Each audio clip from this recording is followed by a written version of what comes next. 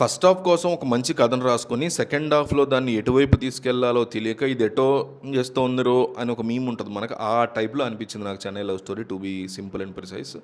First half ఈ సినిమాకి ఒక బిగ్ యాసెట్ అని చెప్తాను నేనైతే. కిరణ్ అబ్బవరం అండ్ గౌరీప్రియ యొక్క పెర్ఫార్మెన్సెస్ బాగున్నాయి. వాళ్ళ కెమిస్ట్రీ చాలా చోట్ల బాగుంది. ఫీల్ గుడ్ మూమెంట్స్ ఫస్ట్ హాఫ్‌లో గాని, సెకండ్ హాఫ్‌లో గాని కొన్ని చోట్ల బ్రహ్మాండంగా వర్కౌట్ అయినాయి. అయితే ఫస్ట్ హాఫ్ ఒక మంచి సెటప్ ఇచ్చి దాన్ని చాలా జాగ్రత్తగా కూర్చోపెట్టినప్పుడు ఓకే ఇది కూడా ఓ బేబీ లెవెల్లో వెళ్ళబోతుందిరా ఈ సినిమా అనే ఫీలింగ్ వచ్చిన వెంటనే సినిమా కంప్లీట్ డైవర్షన్ తీసేసుకుని అర్థం లేని అంటే ప్లాట్ని సరిగ్గా ప్లేస్ చేసిన విధానం ఒకటి, దాని నుంచి డైవర్ట్ తీసుకున్నటువంటి విధానం ఒకటి, దాన్ని మళ్ళీ ట్విస్ట్ లాగా చూపించే ప్రయత్నం చేయడం ఒకటి, ఇది వర్కౌట్ కాల. సో దానివల్ల సెకండ్ హాఫ్ అనేది ఒక అన్బేరబుల్గా ఒక బిగ్ మైనస్గా ఉంటుంది ఈ సినిమాకి.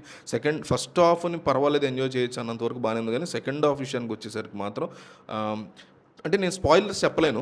టూ మచ్ ఎగ్జాగరేటెడ్గా అబ్బా ఎంత ఓవర్ ద బోర్డ్ అవసరమా, ఈ లెవెల్లో ఉంటుందా లవ్ అనే అంటే క్రింజ్, కొన్ని చోట్ల క్రింజ్ లాగా కొంతమంది క్రింజ్ అనిపిస్తుంది ఇది, కొంతమందికి అబ్బా ఏం హార్ట్ టచింగ్ అనిపిస్తుంది, రకరకాల పీపుల్ రకరకాలు అనిపిస్తుంది. నాకు ఓవర్ ద బోర్డ్ అనిపించింది, క్రింజ్ కాదు కానీ ఒక over exaggerated Prema kind of thing అనిపించింది. సో దానివల్ల సెకండ్ హాఫ్ చాలా వరకు మైనస్ లాగా మేబీ నేనైతే చెప్తా. సో మీరు థియేటర్లో బోర్ కొడుతోంది, నేను ఏదైనా లవ్ స్టోరీ చూడాలి, నేను చాలా అంటే ఆ సెకండ్ హాఫ్ కూడా టూ మచ్ డ్రమాటిక్ ఉండేసరికి దాన్ని అసలు నేను రికమెండ్ చేయలేకపోతున్నాను మూవీని. సో సెకండ్ హాఫ్ మీద నాకు పెద్దగా ఎక్స్పెక్టేషన్స్ ఏమి లేవు. ఎంత మెలో డ్రామాటిక్ కూడా నేను మేనేజ్ చేస్తాను, నేను మెలో డ్రామాటిక్ మూవీస్ చూస్తాను, ఎమోషనల్ కనెక్ట్ లేదు బేసిక్గా, అదే సమస్య. మళ్ళీ ఎమోషన్స్ ఎట్లాగైనా నేను బిల్డ్ చేసుకుని చూస్తాను అనుకుంటే చూడాలి తప్ప, లేదంటే ఓటీటీ కోసం వెయిట్ చేయొచ్చు. కమర్షియల్ విషయానికి వచ్చేసరికి ఎస్కేఎన్ కానీ, కిరణ్ అబ్బవరం కానీ, గౌరీప్రియ కానీ బ్రహ్మాండంగా పబ్లిసిటీ చేశారు ఈ సినిమా గురించి. అండ్ మర్చిపోయాను, బిగ్ యాసెట్ ఈ మూవీకి మణి గాడ్ బ్యాక్గ్రౌండ్ మ్యూజిక్ కానీ సాంగ్స్ కానీ చాలా బాగా ఇచ్చారు ఆయన. సో అది కూడా బిగ్గెస్ట్ యాసెట్. సో వీళ్ళందరూ ఉండడం వల్ల, ఈ కాంబో వల్ల, అండ్ మూవీ ప్రీ రిలీజ్ చిన్న సినిమా కాబట్టి ప్రీ రిలీజ్ బిజినెస్ చాలా తక్కువగా అవుతుంది. ఓన్ రిలీజ్ అనుకుంటే చాలా తక్కువ ప్రీ రిలీజ్ బిజినెస్ అవుతుంది ఇలాంటి సినిమాలకి.